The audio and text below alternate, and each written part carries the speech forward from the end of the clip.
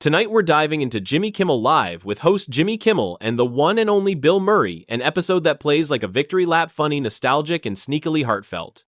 Murray riffs on turning 75 Chicago sports heartbreaks, and that time he shared a stage with MC Hammer. But here's why this legend is trending. Now he's on the road with Bill Murray and his blood brothers, selling out dates with blues rock ringleaders Mike Zito, Albert Castiglia, and Jimmy Vivino. Yes, that's real. Plus Murray pops back into the zeitgeist with a new Peacock documentary about SNL mastermind Jim Downey and last year's return as Peter Venkman in Ghostbusters Frozen Empire. Buckle up, the quotes are gold and the backstory's even better.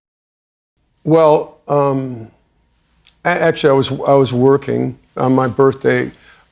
This friend of mine, Tom Coyne, wrote a book about golf in Ireland, so he got me to do this, to go over and make a little show about the courses that he visited in Ireland. Murray's 75th isn't a retirement party, it's a work trip. And that throwaway little show line just aged into a headline BBC, and Paramount Plus announced, off course, a new travel golf series with Murray touring Ireland alongside golf writer Tom Coyne, exactly the project he's teasing here. Fans clocked the symmetry. The guy who once caddied is now fronting a series about links, pubs, and cousins who look like cousins pure Bill. And while he's filming, he's also back on the road with Bill Murray and his blood brothers booking marquee rooms from the Ryman to DC's Warner Theater with blues vets Mike Zito, Albert Castiglia, and Jimmy Vivino. Proof this isn't a novelty act. The broader context, Murray's been everywhere in 2024, 2025 a spring cameo as Peter Venkman in Ghostbusters Frozen Empire, and now a Peacock doc celebrating SNL legend Jim Downey where Murray's orbit is front and center. It's a late career sprint, not a victory lap.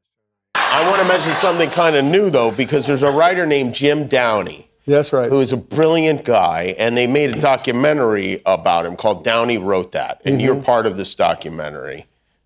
I don't know. He keeps saying, I want to shoot you, but they haven't shot me. You're a part of the documentary in that Jim talks about you guys were sharing an office together and you brought a hibachi and tried to barbecue inside the office at Saturday Night Live. Is that a true story?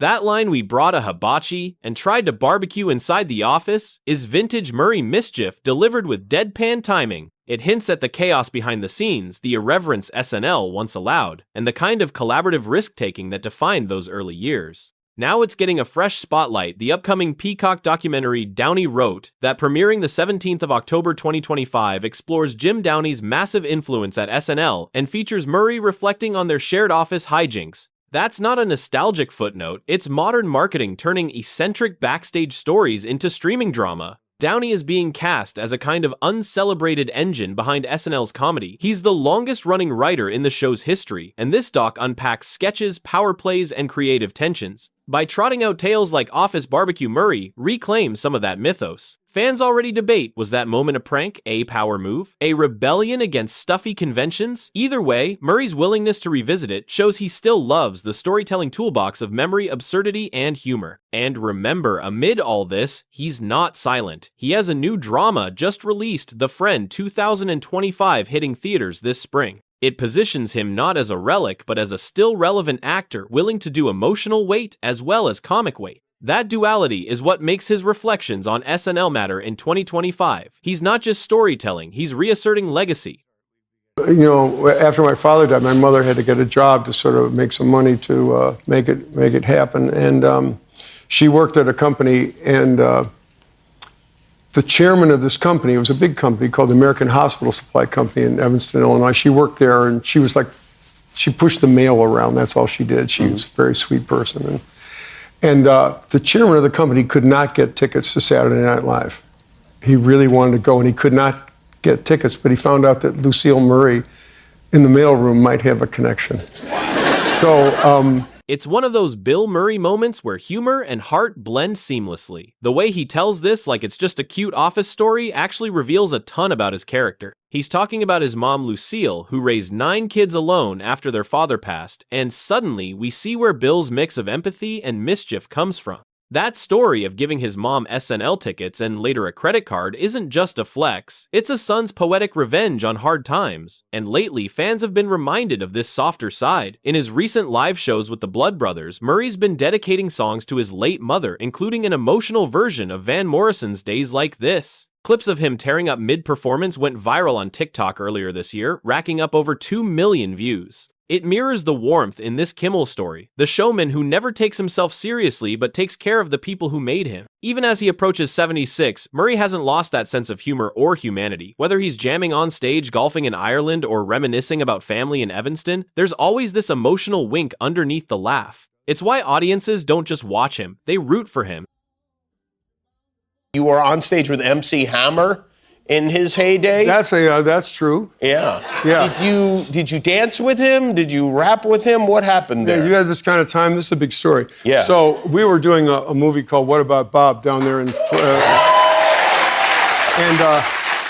and MC Hammer was like the biggest thing in the world. Bill Murray's delivery here is matter-of-fact like sharing a casual memory, but the image is wild. The star of What About Bob dancing with MC Hammer in the early 90 seconds. It's such a snapshot of who Murray is, utterly unbothered by fame, willing to throw himself into chaos just for the story. What makes this even better is that in 2025, that chaotic spontaneity is exactly what's keeping him relevant. Earlier this year, Murray made headlines again for another onstage surprise, joining Jack White during a surprise Chicago performance to sing a blues version of Don't Let's Start. The clip trended on X, formerly Twitter, and fans compared it to his legendary MC Hammer moment, proof that even now he's the king of showing up where no one expects him. And this memory connects directly to his new tour Bill Murray and his Blood Brothers, where he leans fully into that unpredictability. One night, he's reciting Walt Whitman over a jazz piano. The next, he's covering Too Legit to Quit, a cheeky callback to this exact story. The man doesn't need a script to entertain, his life is the show. And that maybe more than any movie is why audiences still can't look away. And then everyone would call you the next day?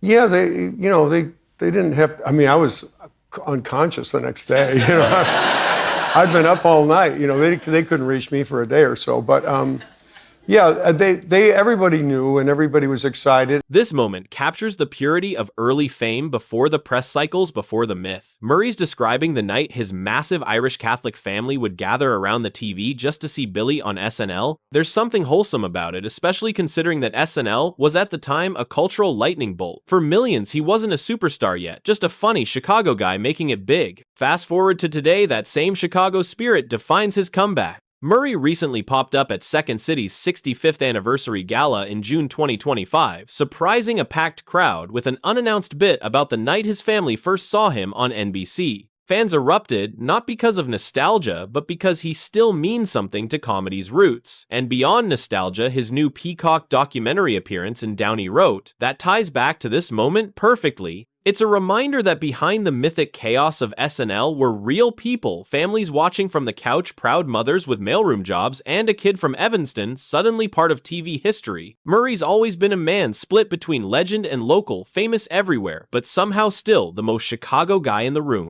It is hard. Yeah, it's hard. I mean, I think that made my bones stronger. Did it? Yeah. It made me feel better about who I was and how my parents raised me and everything. This quiet line about the 1,985 Chicago Bears sounds like just sports nostalgia, but it's actually a key to understanding Bill Murray's worldview. He's not talking about football, he's talking about belonging.